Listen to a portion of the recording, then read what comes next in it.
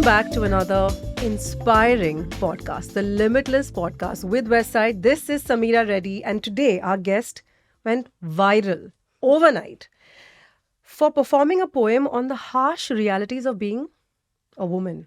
Supposed to be simple, right? Well, obviously it's not. And Aranya Johar is changing the game. She is a spoken word poet. She actively talks about gender equality. And she's a social media star. And we all love that, don't we? Aranya Johar, welcome to our podcast. Thank you so much, Sameera. I'm very honored to be here. I'm super excited because, first of all, you went viral for a poem. It is a little nerdy, I'm not gonna lie. No, it's cool. It's cool. So I want to know a little bit about the poem. How did a poem go viral? Like, it's exciting to know. So could you tell us a bit about it? Brown Girl's Guide to Gender, which I always title my pieces last. And I like the alliteration in the name, so I went with that. But I wrote that sitting in my mom's room on the floor. I have ADD, so sometimes I feel like my hand can't keep up with my brain. So I was just typing away furiously on, I think it was my mom's laptop. I had like a gig coming up. I was all of maybe 17, 18. And I knew I wanted to write about like women. And I wanted to know like, how do I capture what being a woman is like right now? And not only the perspective that I've had with my, limited upbringing, whether that's my age, my, background, my class, how all of these things I've had a hand to play. I wanted to try to capture not just perspectives that I've had the chance of, being able to experience, good or bad.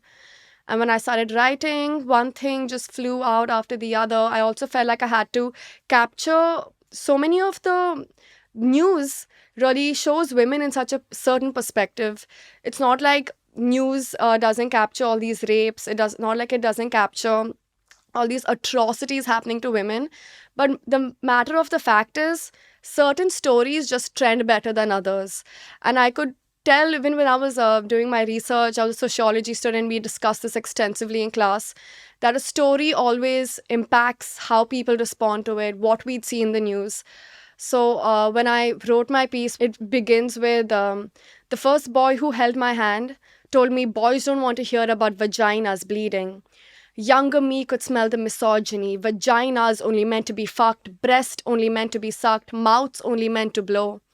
I really felt this perspective of the constant perspective of male gaze, where even something biological like menstruation or period is something so taboo because it breaks this virtue of women just being sexual objects. It's about how marital rape is also not criminalized in India. Acid attacks was something we see so often, we hear about. I wanted to just take these slivers of moments that have deeply impacted people's lives and just bring them together and show that being a woman in the 21st century means being subjected to all of these things. Whether you're the victim of it or not, you are deeply impacted by what's happening to your sisters, whether you know them or not. That's absolutely true. I feel even like a big deal was, I guess I was really young. There's a part in the poem where I moan on stage, which I almost like removed because I was really conscious about it. Sameera, at that age, I would not even cuss. So saying like the words that I said in that was something that really put me out of my skin. And I remember when I was performing it, I could see people like viscerally like respond to what I was saying, I'd see like people fidget with their buttons. Like because you're making them uncomfortable. Exactly. And that's not a bad thing. That's what I wanted to do. I felt I had to make people uncomfortable temporarily for people to understand how women are uncomfortable for most of their lives. And I think another perspective when I was writing that was that men feel safe on the roads for most of their lives, except for a few occasions. And for women, it's quite the contrary. We feel unsafe for most of the times, except for maybe few fleeting moments where we do feel that safety. And we come from, we're in Bombay, which people would consider as the most progressive city. And absolutely, I've been in places in India, maybe that do not extend the comfort that Bombay does, but it's still not half as close. I still feel very conscious wearing shorts and skirts. It's something I mention in my piece as well. And it's hard to shake that off. All of those little moments that I'd experienced as a child made me feel like I had to put it together. And now when I look back at the piece, Sameera, it's been 8 years. There's so much I would change, so many perspectives that I feel were left out that I want to bring into the conversation. And I'm hoping as I'm getting back into putting work out again after a while, I want to be able to address those as well. You have taken this conversation onto the most powerful platform, which is there right now, which is social media, right? But I know this from personal experience that even if you're trying to portray something which is real and you are making a point and a statement, and I saw some of your posts where you've been extremely open about who you are, you've had a bit of nudity in there to prove a point, and sadly, that's what caught everybody's attention. But then the words were so powerful on that post that everything made sense. True. But I'm sure somewhere to even come out and do that much must take a lot because it's not always seen in that light. So though you're trying to give out these powerful words, which I'm telling you are so impactful, I'm listening to you right now. I'm like, my God, at 16, I was going through all that. Yeah. But I just didn't have the strength to maybe articulate it the way you are. But today on social media, I'm sure that as much as you feel like it's necessary, there's also that backlash from people that look at it and they still objectify it. And that's what's sad, right? Absolutely. That's why the post you're talking about, I think my nudity was more in a sense of like to provoke people. But it's sad that had to get the attention. That's what it takes, Yeah. unfortunately. Even when I would cover up, people would still find a way to like sexualize and objectify me. I remember even when my piece went up, I was like a minor. I got put on Facebook groups. My parents got like photoshopped inappropriate photos of me onto like adult actresses. I think people take a lot of power in being able to sexualize women. And for me, making that post where it was nude, but it was like all of my words over what people were trying to see was my way of being like, if you're going to look at me like that anyway, I'd rather have you look at me like that in a way I want to be looked at. And when I made that post, I was crying the entire day. Honestly, it was terrifying. It's such a like, I remember when I posted it, people were like, oh, so courageous, so this, so that. And I was just like fetal position, like heavy heaving. Did your parents support you and do they understand? Because in an Indian society, my God, it's like it takes a lot to do this. It takes a lot. And I think that's, Sameera, my biggest privilege. My parents are very supportive, very understanding. So much of like the person I am, the way that I am is because my parents are as understanding, as contrarian, as progressive, as, open-minded as they are. Posting, even that post, I remember I sent it to my mom before I posted it when I made all the pictures together and I wrote everything. And my mom was like, post it if you want, but just take care of yourself. Be ready for what might come with it. And I feel my parents have really just seen the brunt of it. Like I remember when my post went up, they would see terrible comments. There's like Reddit posts where people take even just normal photos of me and find a way to like look at it from a really derogative sense. Even there's this like power trip in wanting to objectify and like boil a woman who wants to be so much more than a sexual being, who just wants to be a being, and boiling them down to their body. Because actually, if I really look at it, it's about taking control away. Precisely. And that's all it is, whether it's online or whether it's in real life or whether it's in relationships. I feel it's all a power trip about who has the control. And I think what scares men the most is when a powerful woman raises her head and her mind and her soul, and then they feel they are losing control. Exactly. And that's what makes them lash out, say things, control, put down. They say in India, daba ke rakho ladki ko. True. Because they're so scared that if she actually wakes up and, God forbid. God forbid. A liberated, independent woman. I can say this to you though, at 16, at 18, and today, how old are you? 25. 25. It doesn't stop. The fact that you started this process, do you think that it's actually going to change? Like, do you think you made a difference? That is a very big question, Sameera. I mean, I think everything I do in the pursuit is to trigger some change. But at this end of the day, I believe nothing protects you from the male gaze. It's more about how much power you give it. I don't know, I feel something I've noticed with a lot of women who are on in the online space is that we've become really desensitized to it. And I guess that's a coping mechanism. But the matter of the fact is, whether you see it or not, these things are being said.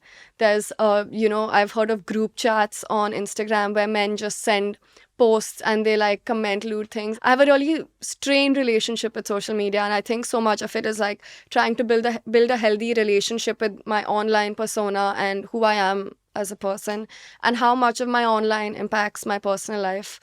Something I feel very conscious of is, there's this, if you have like a business account on Instagram and if you post anything, you can see how many times it's been DM'd to someone. When I was like trying to study my profile and see, what people were enjoying, I was posting poetry, I was posting photos of myself, a little bit of everything. And I realized every time there was a photo where I showed a little bit more skin, there would be an excessive amount of DMs of like where someone has sent this post to someone else. Even on stories, they have an option where you can send the story to a friend. And whenever I'd post something, even with my friends, even with my family, if I'm just like wearing a sleeveless kurti even, but I can see the amount it's sent, and sometimes you sit and you think like, what perspective is this being sent with? Sometimes when I'm just posting a photo of myself, it feels a lot more vicious. Sometimes I write things and I'm like, okay, hopefully they're just sharing it because they want to discuss what I've written or critique what I've written. But when it boils down to like realizing there's a pattern of every time there's like maybe a little bit of skin, maybe a little bit of cleavage is just always being sent. I see like screenshots of things that I post like fleetingly saved onto Reddit. I've seen people be like, on Reddit, if you like, there'll be groups of photos of mine. They'll have a Dropbox where they'll have compilations of photos I've posted. And you feel really commodified in those moments. It is also violation at a very different level, but unfortunately, it is what it is. It has to change on such a core level. Yes, and that's what I believe. The core level for me starts at home with my son and my daughter, and I'm very open about it with them. For example, I speak to my son and I'm very clear that there's nothing shameful behind the bra, and I've already explained it to him. He's 8 years old. Yeah. And I'm very clear with him on the fact that these are the parts. There's nothing, Absolutely. Taboo. There's nothing taboo about it. I've been so technical with him. And the unfortunate part is, I think in our country, we just don't talk about it. That's everything what I is believe. so shameful. Everything is so covered. Everything is... So what happens? It becomes exciting.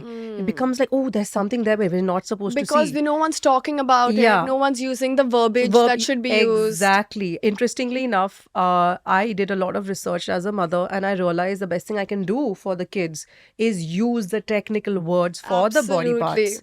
We don't call it nicknames. Yeah. It's an absolute word where we are very clear about it. Now, again, to have these conversations within families is very hard. Even in my generation, my parents didn't with me. Yeah. So only I think is we start these conversations. It sheds, right? It I sheds. believe it's education that really has the biggest power to change these things. How you're talking about the fact that it's taboo, the fact that we don't really use the vocabulary we should be using, the fact that it's hush-hush is what makes it what it is. I think even it's the perspective that it's the forbidden fruit. Yes, absolutely. And that's why there's this appeal, there's this allure, and I think that's what really works against us. I really believe it's how we raise our children that will create the biggest effect. When I was in college, the primary subject I wanted to learn was education, because I truly believe the biggest trigger we have is education. The biggest thing to create change, the biggest thing to like mold the life that we live in is being able to educate people. And whether that's more structurally in school, talking about sex ed, or whether that's even, access to online podcasts like these, or just like being able to understand how different people approach things that we've not really spoken about. I think it's also when you come from like a conservative background or mindset, it's very often the things that you don't have access to that you want the most. So I feel even when all of these things are happening, when I'm being like sexualized, objectified, even when I see it with other women, I can't help but weirdly empathize and understand that so much of why things are the way that they are is because of social conditioning. And while we can absolutely scrutinize and we should absolutely like call out behavior like this, I think we need to understand that it's not like a sole individual problem. It's a it's system. it's a system. Even the smaller change we see now is going to be what catapults us into a really big change, to a really big difference. I mean, even if you look in the last 10-15 years, I think we have seen progress, and in some ways even like, going back on progress. And I think it's going to be a constant like push and pull, but it's going to take people being ready to upset people, people being ready to being demonized, and much worse. But women also pull down women. So Absolutely. this is not just about the guys. And that again, I believe, is I- such a part of the system. I think such a big part, Sameera, of my childhood was me like seeing other women as competitors. But my life changed when I realized like that was working for the system.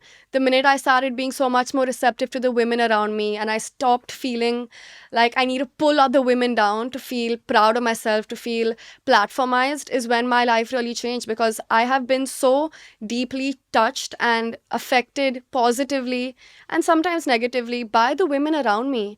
But I think it's this perspective of, it's always like, oh, you're prettier than that girl, or you're smarter than that girl.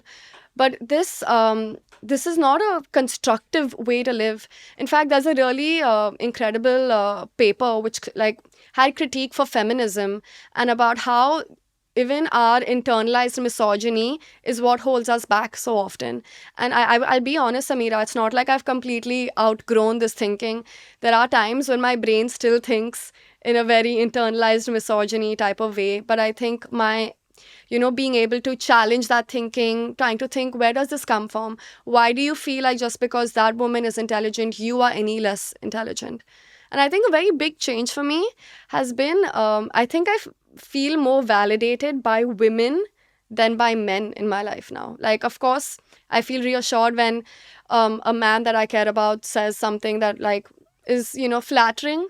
Whether that's my brother, a partner, my father, when they reassure me, it feels lovely.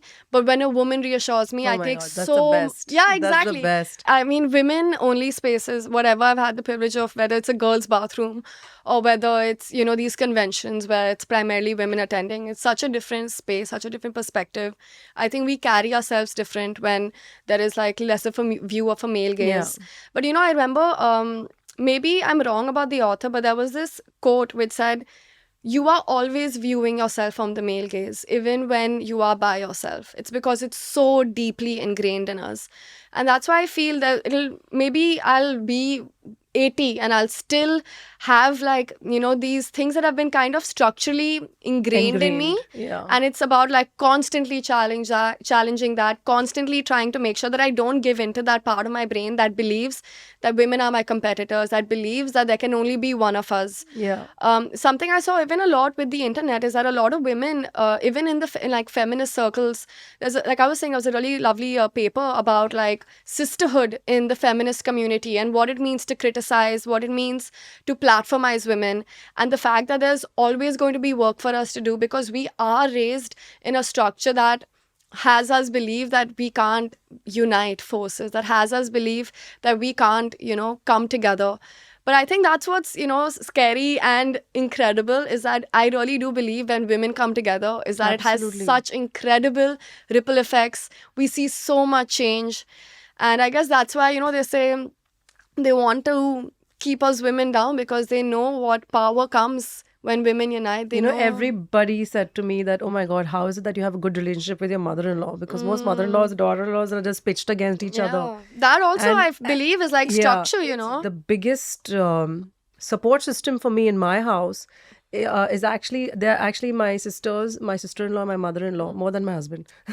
I mean, that says so but much, the right? point is that nobody uses that, because we're so like, we look at all these serials and TV we're just shows, like, yeah. oh, I have to hate her. Exactly. That perspective change makes such a difference. I got to say this though, I read that you got diagnosed with ADD. Yeah. And for someone who has that, you then went on to like put yourself out there on social media, which I'm telling you is, wow, it is really, it's like every day you have to work on yourself to not break down with the pressure, the burnout and the trolls. So how does that work? Like, how do you cope with that? Barely. I barely cope with it. But I'll say this, like, it's been quite a journey. I think when my video went up, I wasn't really ready for everything that came with it. I feel like I was kind of like just propelled into this and didn't have any safety nets. A lot of it was trial and error. But I had the privilege of, working with a therapist who is specialized in like social media. And it took a lot of time and effort to understand that it's very important to separate and, build clear distinction between your online life and your personal life. And I think I also see the online version of me as a very small sliver of who I am. So even the scrutiny I, take with like a little bit, I don't take it as seriously, but even the love, I don't take it as seriously. It's the fact that you give both power or you give neither power. It's the fact that people only see you in a certain perspective.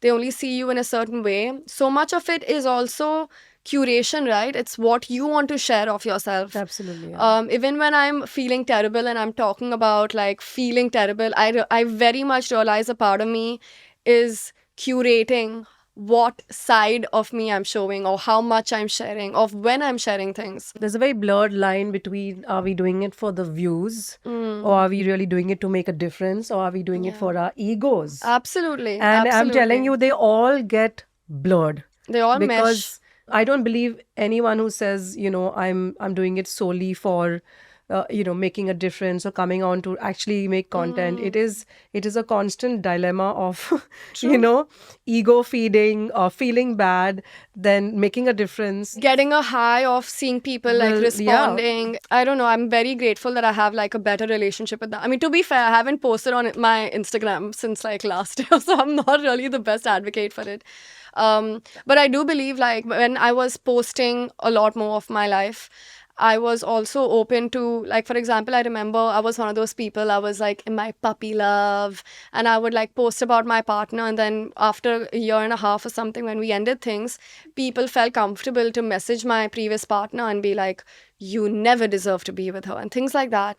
And that really made me realize that people feel this sense of comfort in terms of that they're trying to protect me, but it's also a parasocial relationship that you don't know me, you don't know my life, you don't know if I did something wrong, you don't know why we ended But if up. you put yourself out there, interestingly again, where my husband said this to me when I put on a lot of weight after my first child, and people used to come and say, "Oh my God, are you that Sameera Reddy?" And a part of me broke because I felt I felt I failed myself. And there was a confusion of who I was. Now that time it wasn't even social media.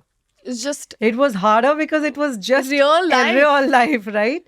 But the most incredible thing I have to say, bless him, that he said to me, he's like, but Sameera, how can you blame them? You put yourself out there and you sold them the dream. True. And then now suddenly you're not the dream. So they feel like, oh, she's Caught off they feel guard. caught off guard. So you have to allow them time to just let go of that person, and you have to give them time to buy into the new person. And that's if you want to, because the power's in your hand. And I'm like, True. for a businessman who's not on social media, Facts, it's I'm true. like, wow, man. I said, you really got some clarity here. Absolutely. And I feel, Sameera, sometimes it takes us time to let go of that version of us, I think even with my spoken word and stuff, it took me time because I was kind of unhappy when I, got into, like, once I started posting online, it changed how I wrote, it changed what I wrote about. Like, writing about causes, it's absolutely demands of vulnerability. But about my personal things, about my personal life, I would never share about those things. But I feel now I'm in a better place in terms of honoring those boundaries, being able to discern whether the feedback or the critique is constructive or not. Also knowing how much I should let people who only see a certain percentage of my life impact what 100% of my life is. So I'm also writing again, and I'm writing differently. I'm taking myself a lot less seriously, which I think has just changed the way that I approach art, changed the way that I approach creating. And I'm just really enjoying creatively where I'm at. But I can't say it's been an easy process. And I will absolutely acknowledge that there have been so many variables, some driven by money, that have impacted this. I definitely have discussed with my friends that if I didn't have the type of therapy, the support system I have, or just being able to switch off from what was making me money, I don't think I would be able to be in the space of mind where I'm at right now. And it's a journey for everyone, and everyone figures it out differently. But it's the fact that this is, But many people don't. And I can't tell you how yeah, many people today struggle on social media and are burning out and have got massive anxiety. true. Livelihoods depend on it. Yeah, It is a hard game it out there. is, It is hard, but absolutely. it is what it is. I do believe it's a bubble. I do Yeah, believe it's about to burst, but it will when it will. it And you're will. lucky to have had uh, to have been given the chance to evolve and to see it from a third person point of view. Absolutely. uh Luckily I got in at 41, so I anyways could see it from a third person point of view. I'm like, this is a hell of a party here. I'm just going True. to watch and But be a part of it. Sameera, you've been on the internet, but also you have been able to see backlash media in a very different perspective before it was online, when it was still tabloids, when it was journalists, when it was almost like there were personal vendettas, and you would see it headline newspapers. What would you say are the pros and cons of it when it was strictly offline versus when, like, I guess in a certain way, you also get to own your narrative now. Like, if now Yes. someone posts something about me and it's not true, I have the agency to be like, that is completely dishonest. But I don't think it would be as easy So that time 20 there odd was years ago. less connection back to me. I was not available to anybody to DM or put a post or to say something. It was all The there. accessibility There was were different. accessibility was not there, but the pain was as much Yeah. because it was always going to be on a national or international level, however where the news reached. Yeah. This is different because so there are a lot of people sometimes when I say put something out and then they say, we're disappointed in you, we're going to unfollow you. Of And in my course. head, I'm just like, why are you saying it? Yeah. Just do it Kar already. lo, kar Kar lo. lo. Who is Because, stopping you? unfollows are better because you want the tribe that knows you and wants a healthy conversation rather than somebody who's not. Yeah. So it's two different spaces, but it's the same amount of mental trauma, True. if I can call it that. But today I enjoy social media because I am very clear that I look at it from a third person point of view. Yeah. I am not attached to it. It's a healthy It's a healthy detachment. because the cancel culture is so high that I was cancelled before I even arrived.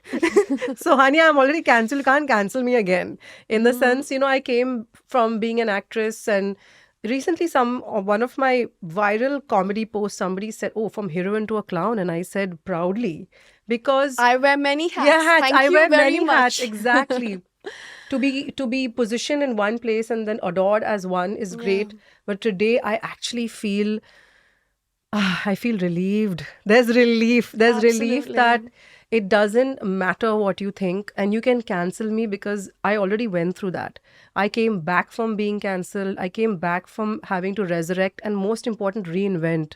True. And the biggest learning for me that I can give you or anybody on social media is to unlearn. That's all I do every day. I actually, people say, oh my God, I'm learning so much. Knowledge is power. I'm like, sometimes it's not. I have to unlearn True. my patterns. I have to unlearn what society has taught me. Absolutely. And I have to unlearn my own sense of expectations, what people have for me and I've had for myself. Comparison is the thief of joy, is what they say, Yeah. And we'll never be the people we are. We are constantly adapting and changing. Sameera used to be one of those people that really believed, I guess, in the sense of like cancel culture. But I think as I've gotten older, I've also come to like understand, like I was telling you, social conditioning makes such a difference.